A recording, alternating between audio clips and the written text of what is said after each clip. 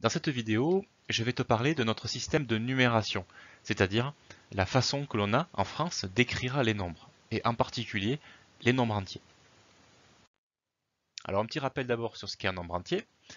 Un nombre entier, c'est un nombre qui peut s'écrire sans sa virgule. Exemple, 38,4.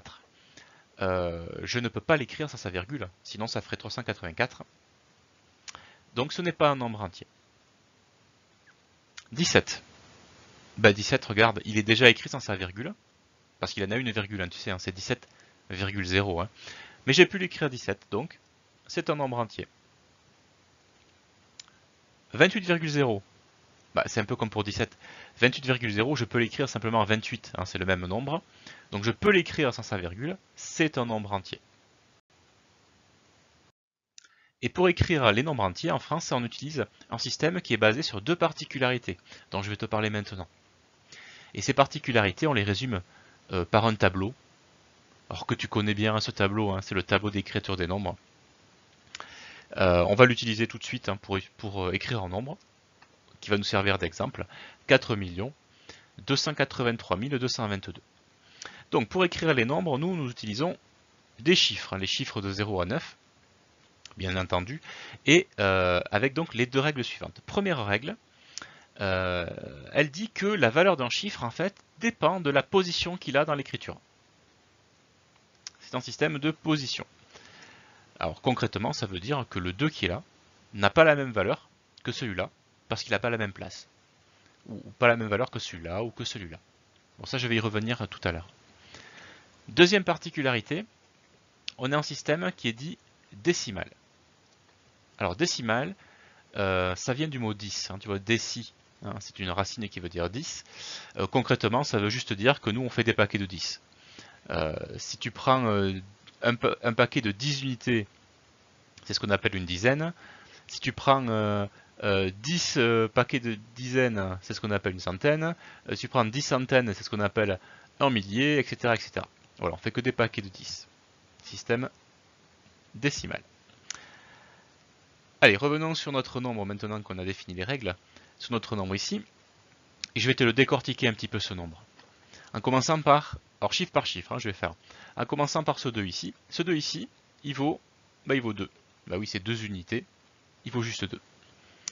Par contre, donc le 2 qui est ici ne vaut pas 2 unités. Parce qu'il correspond à 2 dizaines. Et que chaque dizaine, c'est 10 unités. Donc ce 2 là, il vaut en fait 20 unités. Le 2 qui est ici ne vaut pas 2, c'est 2 centaines.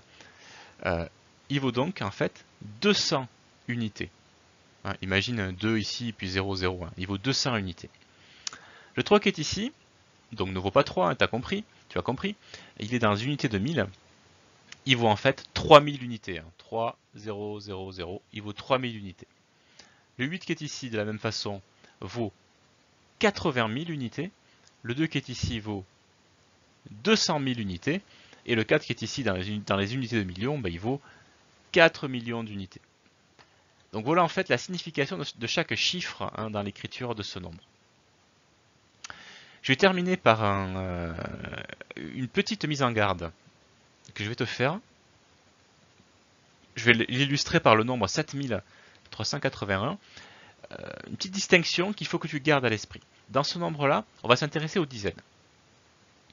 Alors, si je te demande le chiffre des dizaines, alors tu vas me dire, bien sûr, c'est 8, hein, le chiffre des dizaines, et tu aurais raison.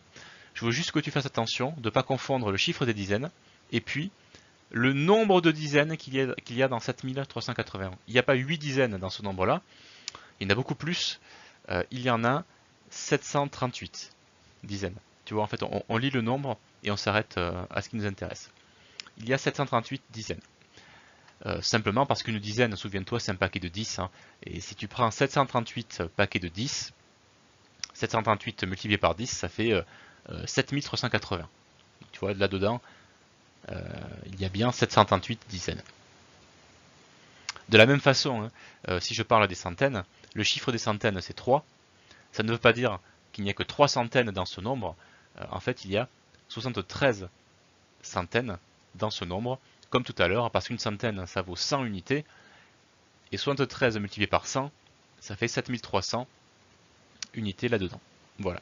Donc attention à la distinction entre le chiffre des centaines et le nombre de centaines. Voilà, je t'ai parlé des deux particularités de notre système de numération en France, en particulier pour écrire des nombres entiers.